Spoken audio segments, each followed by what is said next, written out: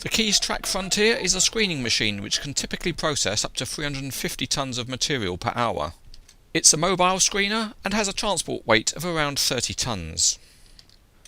The screener works by having material initially loaded into the hopper, and the belt in the hopper then moves the material into the vibrating screen.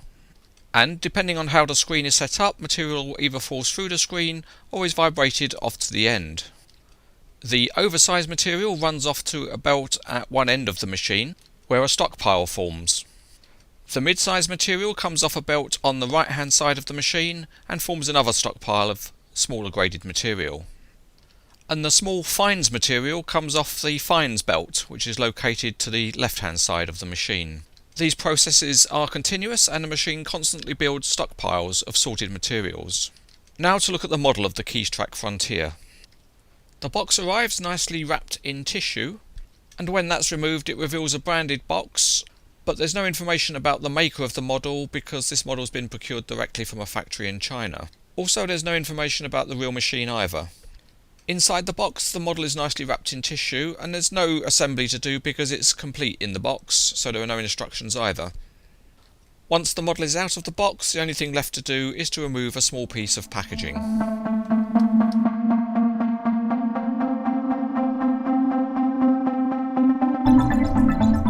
Looking underneath first, the detail is fairly plain, but the metal tracks do look good. And they're mounted on simple looking track frames with a good drive sprocket. The structure of the hopper is rendered well, and there's finer details within the casting. Viewed inside, it's not quite so good because the hopper belt is part of the metal casting and probably would have looked better painted differently. The sides of the body are very good though, with some good graphics and grills, and there's fine detailing of the supports for the vibrating screen. And on top, the screen looks pretty good with its many perforations. The modelling of the belts is all very good. This is the mid-size belt and it's got hydraulic lines and working rollers. This is the oversized belt, and perhaps the large silver rivets would have been better as either friction rivets or perhaps painted.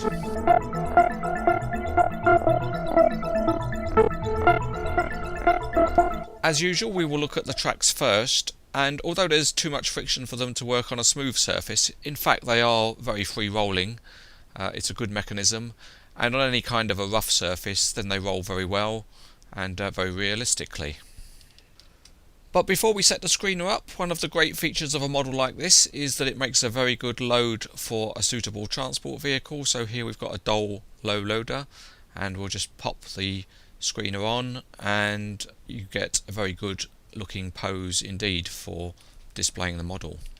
To set the screener up, the hopper has folding sidewalls, and these are controlled by tiny cylinders which work well, and then the rear end just clips into place to produce a rigid connection. Opening up the belts is easy and straightforward. This is the oversized belt, and you can see that when you open it up it does give a very good tension on the belt itself.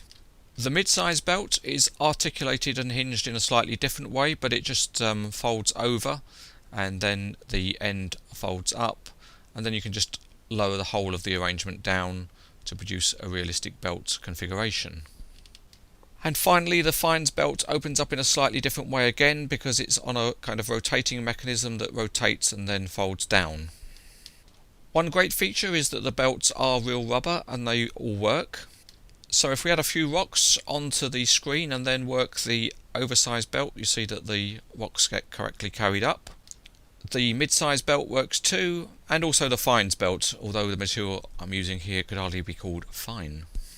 This is certainly a very good model, and Keestrack have done a very good job to commission it directly rather than using an established model maker. It's got good detailing, good functionality, and it's highly recommended.